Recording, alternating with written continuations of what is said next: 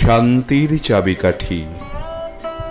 শোক তাপের ভাপে ভরা পৃথিবীতে শান্তির চাবিকাঠি আমি খুঁজছি, অনবরত খুঁজছি। মাছ রাঙার একাগ্রতা নিয়ে, প্রতিজ্ঞাবদ্ধ মন নিয়ে হাঁটছি, কেবলই হাঁটছি। আমাকে বাধা দিল এক দৃপ্ত যুবক। বললাম, আমাকে বাধা দিও না তুমি, অনাবিল শান্তির সন্ধানে আমার যাত্রা।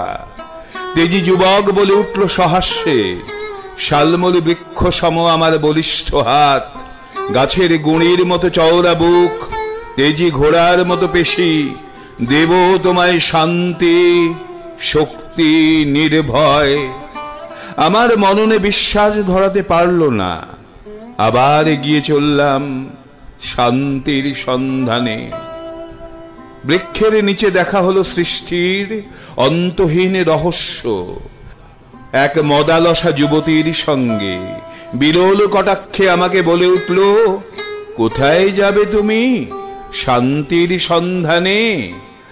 আমিও তো দিতে পারি তোমায় শান্তি। রমণের মতো চরম সুখ, শৃঙ্গারের উল্লাস, পাখির পালকের মতো কোমল দুটি বৃন্তের উষ্ণ উপত্যকা। মনে হলো প্রলোভন, এ কেবলই স্বার্থ। আমি চাই পবিত্র শান্তি। আবার এগিয়ে চললাম শান্তির উদ্দেশ্যে। এবার আমাকে বাধা দিল পাহাড়ি ছোট্ট নদী।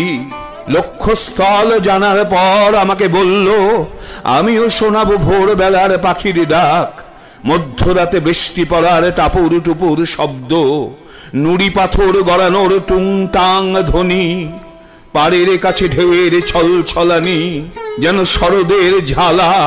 পাবে তুমি শান্তি। কিন্তু আমার বোধ বলে উঠল, বেরিয়ে পড়ো, বেরিয়ে পড়ো শান্তির সন্ধানে। আবার আমি হাঁটছি, কেবলই হাঁটছি আমার ঈপ্সিত চাবিকাঠির সন্ধানে। এবার যাত্রা পথের সামনে দাঁড়িয়ে আছে একটি শিশু, কচি দাঁত বের করে হাসছে, খুদে হাতে আহ্বান জানালো আমাকে। ভেঙে পড়ল প্রতিজ্ঞাবদ্ধ মন, দিশেহারার মতো জড়িয়ে ধরলাম তাকে। চুম্বনে চুম্বনে ভরিয়ে দিলাম তার দেহ, আর কিমিদিসের মতো চিৎকার করে উঠলাম, আমি পেয়ে গেছি, পেয়ে গেছি, আমি পেয়ে গেছি।